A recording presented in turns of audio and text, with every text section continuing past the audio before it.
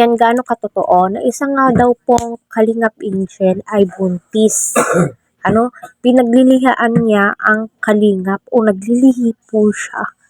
Ngayon, gigil na gigil po siya sa lahat ng Kalingap, especially kay Kuya Val Santos Matubang. Gaano ba ito katotoo? Ika nga po nila noon, siya ay dalagang Pilipina, mahinhin, no?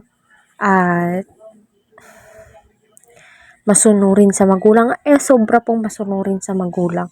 At syempre, sobrang masunurin sa mga sponsor, sa mga taong nakapaligid nga po sa kanya. Tignan nyo kung ano po yung nangyari. Pero, move on na po tayo. Pero, grabe isa po siya sa mga tinatangkilik ko. Isa po siya sa mga hinahangaan ko.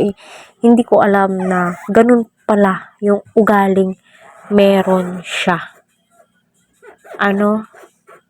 So, nakakapagtaka, bakit ganun yung ugali niya? Yung pinagkakakilala po natin sa kanya is napakabait po niya. Diba? Welcome na welcome ang Kalingap sa kanya. So, alam niyo naman po kung sino po yung tinutukoy ko. Siguro pagdating ng araw, or ngayon, no? Kita naman po natin sa mga reaction video ni Miss Bopil, na ika nga po niya, ngayon, naghuhugas kamay na po sila, nagsisisi na po sila sa mga maling desisyon po nila. Pero alam nyo, huli na ang lahat. Damage has been done.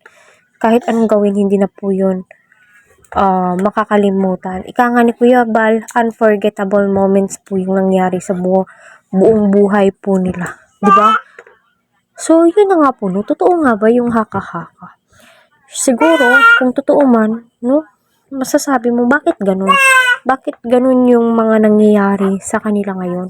Nasobrahan ba ka greedy sa pera? Or nauto? O diba, mapapaisip ka na lang. Kasi nga, hindi po ganun yung pagkakakilala natin sa kanila. Ika nga po nila, nasa loob ang kulo. No? Huli na ang lahat nung nakilala po natin kung ano po yung totoong ugaling meron sila, diba? Sa usaping buntis, wala naman pong confirmation kung totoo ba, haka-haka, or chismis, it's up to them kung ano po yun. Para sa atin, let's move on. Diba kasi si Kuya Val nag-move on na